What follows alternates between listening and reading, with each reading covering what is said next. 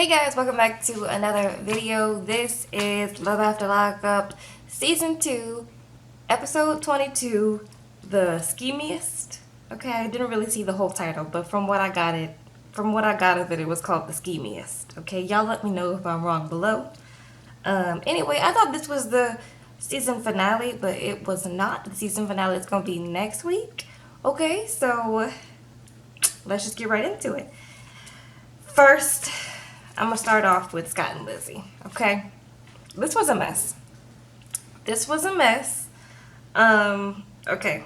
Last episode that we saw of them, they were about to get drug tested because Lizzie was under the impression that Scott was using drugs, okay? She found the little, the spoon in the kitchen that you cook crack on. Girl, I don't know. I've never been on drugs, okay? I don't know the lingo, whatever. But she saw the spoon in the kitchen and she was like, okay, crack spoon, okay? And he was like, no, this ain't no crack spoon, girl. Stop playing. This is a salad spoon or whatever, okay? So, she wasn't believing him. Charlene came in there last episode and, Charlene was like, you need to take a drug test, Lizzie. But Lizzie was like, I'm not taking one if Scott doesn't take one. So Charlene, this episode, she comes back and she has 2 drug tests, okay? And Lizzie's like, I'm gonna go take my drug test because I'm clean. But Scott, you coming with me or like what? And so he's like, I'm gonna take it after you, okay? So Lizzie goes to take her drug test and she comes out the bathroom, okay? Cup full of pee, okay? Puts it on Scott and Charlene's table.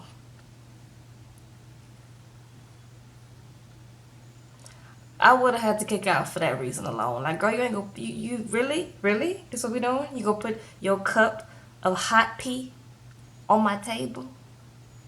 Nobody was wearing gloves or nothing. Okay.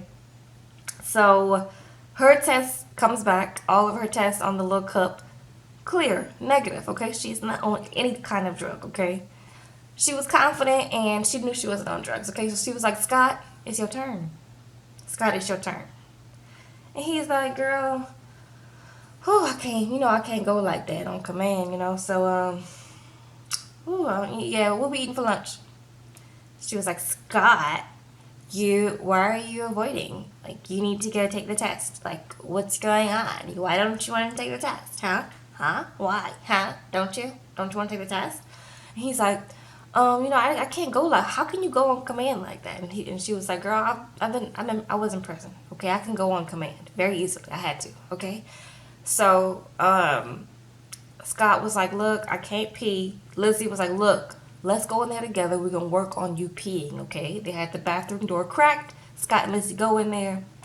Scott's trying to pee. Lizzie's like looking at him like, go ahead and pee. All right, and he's like, I can't. And she's like, look, I'm gonna turn the sink on for you. You need some water right now. I want you to pee, okay? And he's like, look, I can't because I have a problem, okay? Basically, Scott is like, look, girl, I've been using on and off, okay? In the confessional, we see that he says that after Lizzie broke up with him, that he started using drugs. Basically, he said he didn't use crack. He used like heroin and some and amphetamines or something like that. Okay, but basically his test was gonna come back positive if he was gonna take that drug test. Okay, and so Scott kind of has like a breakdown in the bathroom talking to Lizzie, and he's like, "Girl, like I didn't know how to cope, after you left me, and I didn't have anyone." And I know y'all always kill me for having some sympathy for some empathy for somebody, but I felt for Scott. Like, I felt bad for him because to get to the point where you feel like you have to take drugs or you can't cope. I feel empathy for anyone who has to go through that headspace. It is a bad thing and people do bad things. And they should be held accountable. But for you to have to take it there to where you think the only option for you is to take drugs, I think it's it's like something is wrong there. And for Scott, he was saying that he didn't feel like he had anybody, and he couldn't cope, and so he was like, please help me. Like, I need some help. Like, girl, like, I helped you when you was strung out in prison. I helped you get drugs or whatever. And she was like, and he was saying that, like, you like, I want you to help me. And Lizzie was like, look, you've been lying to me this whole time. I knew you was on drugs. I got to go. I have to think about this. I'm gonna come back tomorrow. But I can't be around people who are on drugs because I'm gonna get sent back to prison. Okay. And like, Lizzie was talking sense. Like, she really can't be around Scott like that. And the crazy thing is that Scott wants her to help him to get clean, but like, that is not Lizzie's, like, that's not Lizzie's responsibility. Okay, Lizzie has to think about herself because she just got out of prison, and she doesn't need to be around drugs. And I agree with Lizzie. Like, that is not her responsibility to take care of Scott. Even though he took care of her, that was his choice, his responsibility, and a very bad choice because he supplied her with drugs and all that while she was in prison. And I think she was telling him that was the reason why they was together.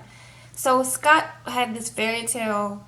He made up this fantasy world where Lizzie wanted to be with him because she loved him. That was what, even though she kept giving him signs that I'm only with you because you supplied me with money for drugs and you supplied me with money. So, I mean, Lizzie was being a con artist because she was on drugs, and she was like, yeah, girl, like, I do love you. Can you send me some money, please, so I can get my little fix or whatever. But that's what addicts do. They lie. I think Lizzie, I don't know if Lizzie wanted to be with Scott when she came back to California, but I think she done, okay? The next day she comes back, and Scott was talking to Charlene that day on the couch, and Charlene was like, I'm your friend. I've been here for you, like, through thick and thin. Why couldn't you tell me? And Scott was like, you know why I couldn't tell you? I didn't want you to see me like that.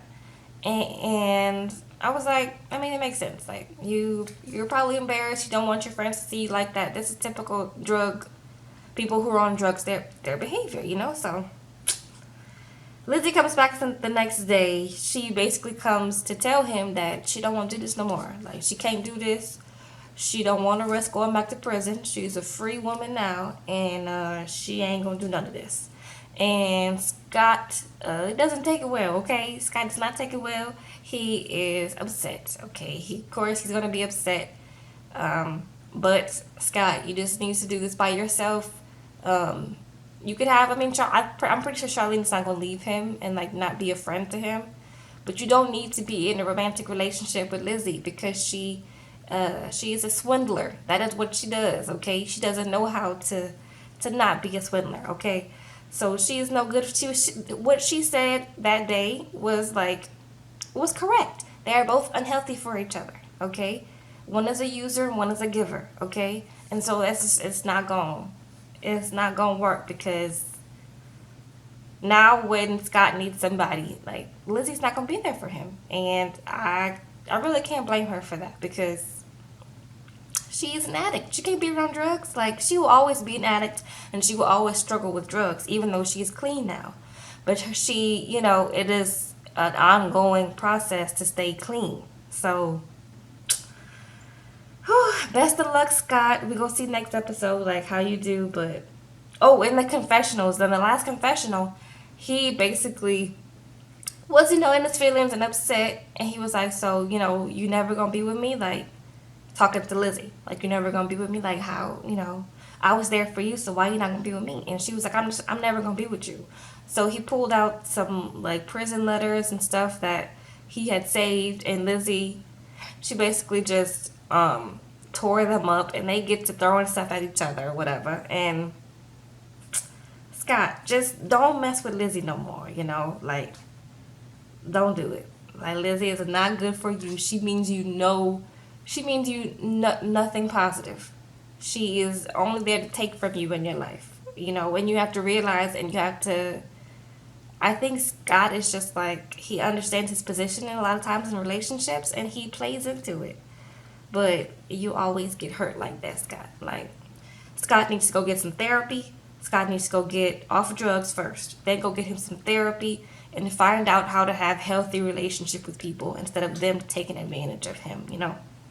So best of luck, Scott. Like, I really could make no jokes about that. Their scenes, because like I said, I felt bad for Scott because was using, or still is using, drugs, and you know, like, touchy subject, touchy subject. Okay. Next we get to Sarah, Michael, and Megan. Okay. Oh, poor Sarah. Or not poor Sarah. I don't know how to feel about their whole thing. Let me know what y'all feel. But I don't know if I feel bad for Sarah or for Michael. I don't think I feel bad for any of them, okay? But anyway, we're in Fort Worth, and Megan is looking like she lost her best friend, because she did lose her best friend because Michael is not communicating with her anymore, okay? And she is upset. She going through some like old letters and little knickknacks that he didn't send her and stuff like that, and looking at old pictures. She scrolls through a picture on her phone of the first time they met, and she was like, that's where it all began. That's where it all began. Megan, we don't feel bad for you, girl. You know what you're getting into. You know the scenario. Bye. Okay? We go to Sarah. Okay? I feel a little empathy for Sarah because it's probably hard when you have 2 kids for somebody just to walk away. Okay? That's pretty much where my empathy stops with Sarah, because this man has told you time and time and time and time again, basically, and showed you that he don't want to be with you. So, but he's an emotional manipulator. Okay? So, anyway, she is getting ready. She's getting the girls ready because she is in Michigan, so that Michael can see the girls. And so Michael makes it there. Basically, before that, Aviana, her oldest daughter, she was like, Sarah was asking her, like, how you want your hair for daddy? And she was like, girl, half up, half down. Okay, I want my hair cute when I see my daddy, okay? And Sarah was asking her, like, who you think, I forgot what she asked. But Aviana basically was like, girl, daddy gonna like me more, because I have my hair cute. He not gonna like the little baby more. So yeah, okay. And Sarah was saying like it was typical for like when you have an older child and you have bring a new baby around, for them to get like jealous and want all the attention or whatever, because they're not used to sharing that attention. So I thought that was cute. I was like, Aviana, girl, cute. Okay. Michael makes it to where they are. They are, and he is trying to be sweet and nice, holding his little baby girl. He's like, hey, Rain, he looks like he's happy to see his daughters or whatever. Nice moments, okay? Sarah's, like, just kind of being cautious, like, hey, here's your daughter, like, I don't really want nothing to do with you. But he gives her, like, a little peck on the cheek or whatever. She's like, don't be trying to be nice to me, okay? And he's playing with Rain and he's playing with Aviana and they coloring and stuff. And Sarah brings up the fact that they need to talk about their relationship, like away from the kids, And Michael agrees and he's like, girl, like, look, can we talk over dinner? And Sarah's like, this is a trap, okay? Sarah's like, this is a trap, trying to get me back. So she's like, girl, we bringing all of the family with us? Like, what's up? And he was like, no, like, man, you need to talk about our relationship. And she was like, basically, she was like, no, okay. And they I forgot why exactly they got to fighting, but they get to fighting, and Michael says he wants a divorce. And it takes her by surprise, okay? We gonna see next episode, but girl, be happy that man wants a divorce, sis, and get rid of that toxic energy in your life. Next, we get, let's do Clint and Tracy. Okay. We got Clint and Tracy. They are driving, from last episode, we saw that Tracy wanted to renew their vows. Clint did not, okay? He has been wary this whole trip. He has been nervous this whole trip. He is not, they're in Las Vegas, like, he is not happy with this whole trip.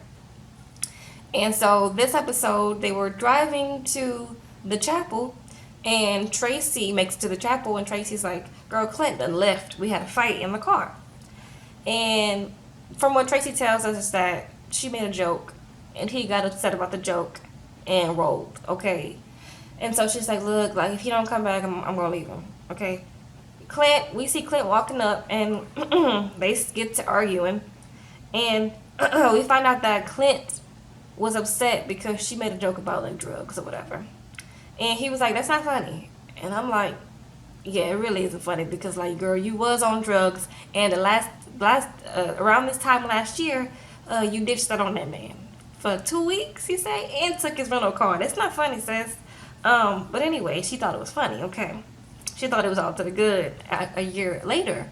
But Clint is having a hard time with, like, PTSD basically from, like, last year. Okay, excuse my choice of words. That's the only thing I could think of. Maybe PTSD is a little strong, but he was having some flashbacks from last year, and he was, like, struggling with it, you know.